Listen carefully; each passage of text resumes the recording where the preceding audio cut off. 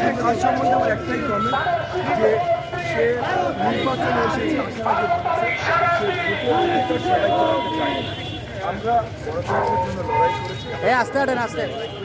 So যে কোনো কেউ নির্বাচনে আমাদের বিরুদ্ধে দাঁড়াতে পারে, বলে ভোটের অধিকার তাহলে তার বিরুদ্ধে আমাদের শুধু নির্বাচন, তার বিরুদ্ধে সকল ধরনের প্রচেষ্টা আমাদের থাকা দরকার। মোহাম্মদপুর যে এলাকাটাকে বলা হয় অনেকেই আসলে সন্ত্রাসের জন্য চিহ্নিত করে রেখেছেন, আপনার কোনো পরিকল্পনা আছে কিনা এই মোহাম্মদপুরের সন্ত্রাসমুক্ত মোহাম্মদপুর করতে? জি আমরা ইতিমধ্যেও অনেক কাজ করেছি। যেমন মনে করেন ইতিমধ্যে নির্বাচনের আগে আমরা গত 2 মাসে সবচেয়ে ক্রাইম হটস্পট যে এলাকা সেখানে পুলিশ বসাবার জন্য থানাগুলোর উপরে চাপ প্রয়োগ সিটিজেন থেকে সেখানে থানাগুলো কয়েকটা বক্স বসানোর জন্য আমাদের শীঘ্রই তারা বসাবে।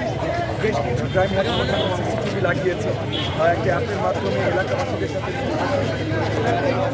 একই সাথে আমরা যদি সরকার দায়িত্বে আসি তাহলে মাদক ব্যবসা এগুলো সম্বন্ধে আমাদের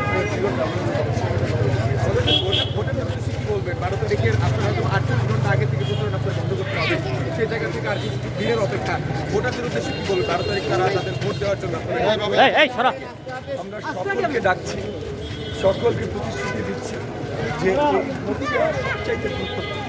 তারা যাকেই ভোট